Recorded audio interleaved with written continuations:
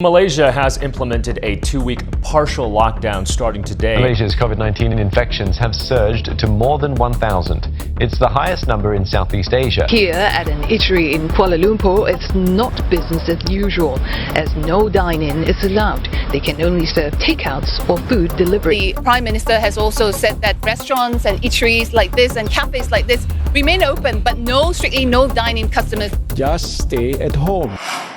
On the 18th of March, our Prime Minister Tan Sri Muhyiddin Yassin issued a movement control order, also known as the MCO. Many businesses were required to shut down, although certain exceptions were made. The food industry is one of those exceptions. We reached out to restaurants to see how they are coping with the MCO and to get an idea of the sacrifices they are making for the community.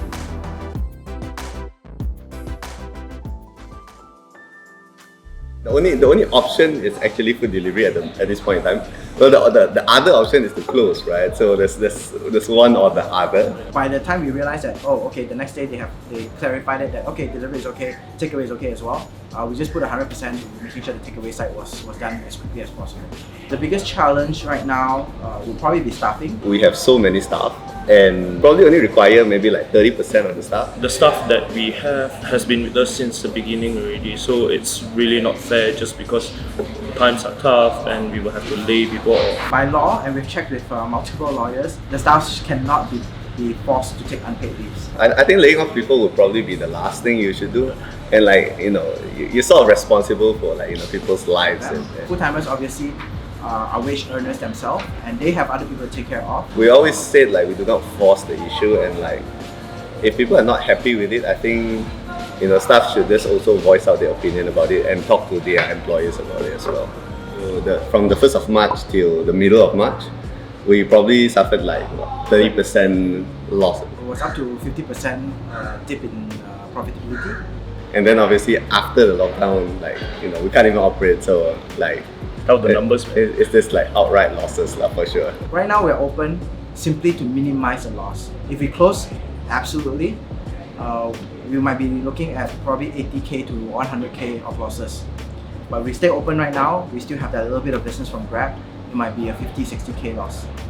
So what we did was, the first thing we were trying to find ways how are we going to sustain the business itself, how are we changing our operations. In fact, there's a rule that we cannot put chairs out because people cannot sit in the store, even if they're waiting.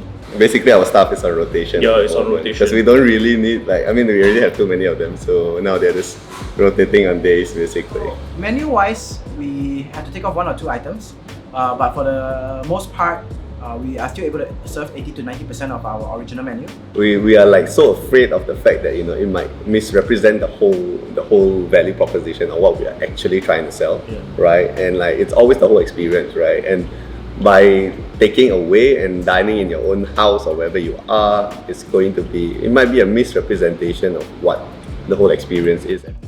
If we have to extend this lockdown for another 2 weeks, in fact, a lot of businesses will not sustain. The first to go you will see is the uncle and aunties in the hawker stores. A lot of them actually live month to month. Way too many other F&B outlets that will probably be suffering, similar fate to us, or could be worse, And at this point in time, we're just going, day to day really, and just trying to make it work. We might not be able to help directly, but if there is a way as a platform to remind people, that is definitely something that we will do. One thing that people don't know about F&B people is that we are, at the end of the day, servants to everyone that walks into us. And we do it because we enjoy it. We do it because it makes us happy, making other people happy. It's not always about the money.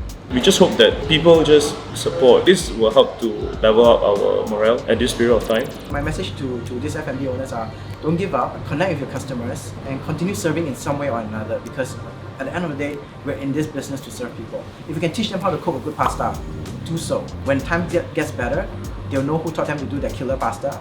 They'll come back for your pasta. If I have a message to my fellow Malaysians, is to stay healthy. Stay home and do not defy these rules that has been put in place, that I think is for the good of everybody. Take care of one another, be kinder to one another. As for us itself, we will still try to support the community for food and drink supply. Thanks. Hey guys, if you like what you see, don't forget to subscribe to our channel and stay tuned for more tantalizing videos you can munch on.